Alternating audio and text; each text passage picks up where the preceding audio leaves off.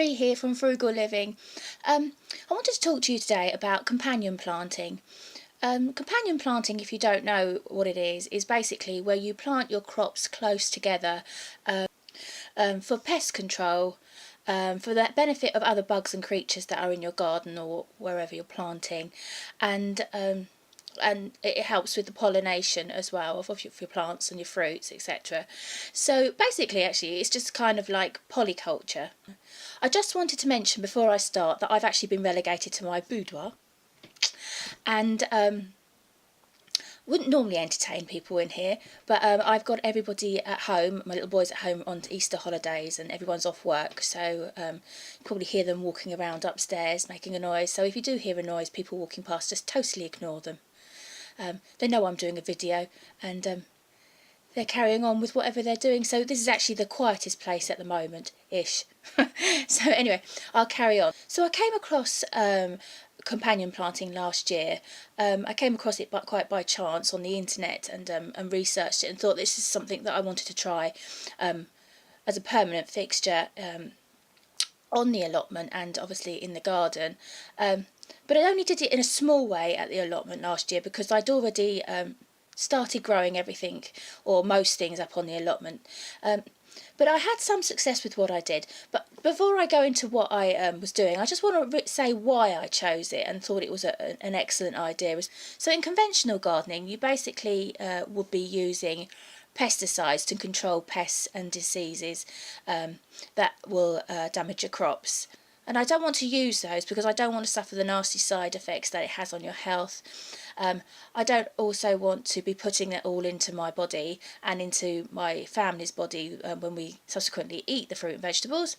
But I also don't want to be damaging the environment and the habitat and of the creatures and the bugs and the animals that are coming across my allotment and garden, particularly for pets that we've got at home. So some of the things that I did last year, and like I say, I'm going to be doing this on a much bigger scale this year, is last year I planted my carrots with my leeks. Now I think you can plant the leeks, you could substitute that for onions or anything from like the onion or onion family. But I particularly did leeks because I'd already planted my onions. It was a bit late, but so I did my onions and carrots together, and I did them in rows in quite close proximity. And this is supposed to deter the carrot and both the onion fly, because basically the scent from the onions, or leeks or whatever it is you're using, will hopefully deter the carrot fly. And vice versa, the scent from the carrots will hopefully deter the onion fly.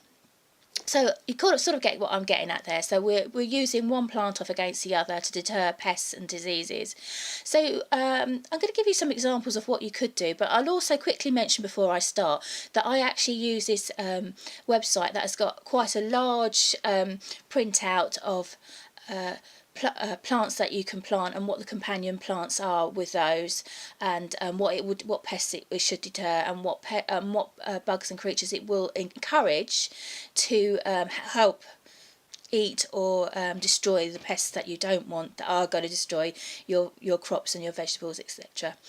So I'll leave a link below in the description bar for that, and you can actually print that off. So some other plants that you could marry up quite nicely together is nasturtium. If you plant those next to your brassicas, so your cabbages and broccoli, they should go together quite nicely. How about planting French marigolds? The strong scent of French marigolds with their beautiful, and I have to say vibrant colours, their yellows, their golds, their bright vivid oranges, look pleasing on the eye. So if you plant them next to plants that are susceptible to aphids, they will, such as beans and tomatoes, they will encourage the hoverfly, who will in turn eat those aphids.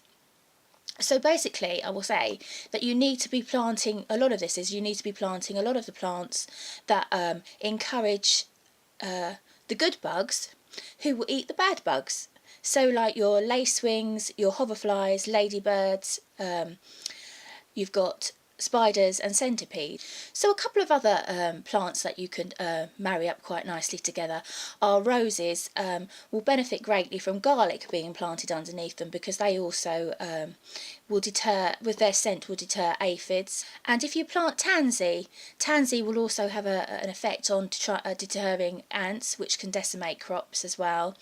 So I think you're getting, I think you understand what I'm getting at. So you need to be planting plants and flowers to deter the bad bugs, to get the good bugs in, and to protect what you want to be eating, your crops.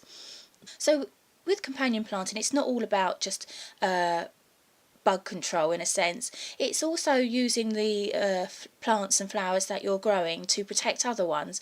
So for example, you could grow a little crop of clover underneath your sweet corn to help retain the moisture in the soil, so that you're not watering your sweet corn quite so frequently, because as we know, sweet corn are quite greedy plants, and they need a lot of water, and they need a lot of feeding to get those lovely big kernels, corn kernels, and big corn on the cobs, which are absolutely delicious.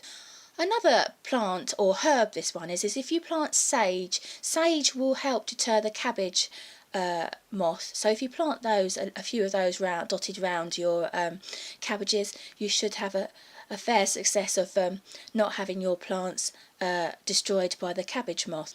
But there are some plants that don't like to go together. So for example, and I'm quite surprised about this one, because they are of the same family, but they are not friends, and that is cabbages and cauliflowers.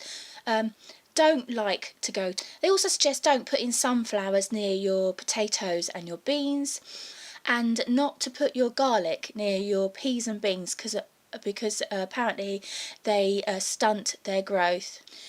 So there's an absolute wealth of information on the internet or at the library that you could access for free, and about companion planting. Should you want more information, this has just been a little taster for you of what I'm getting up to. So just to finish, I'm going to be doing companion planting on my allotment, and I'm going to be doing some videos and showing you what I'm doing and how I'm getting on, to see, because I'm doing it on a bigger scale this year, how it worked out, to see if it did work out. I'd absolutely love it if you've been doing companion planting, what your experience is, and how you found it, and whether it did work for you. Or even if you are trying companion planting for the first time, I'd love to hear what you're growing and what you're putting next to each other. Anyway, so if this video has been of any use to you, please press the like button and give it a thumbs up. You can also subscribe. There's a subscribe button up there if you want to press that. That would be lovely. And don't forget, you can join me over on Facebook, Twitter, Google+, Tumblr, Instagram for all things Frugalista. So I'd just like to apologise once again for having to have brought you into my boudoir. You have been one of the select few that have been invited in here. Anyway, until next time, stay frugal, take care, bye.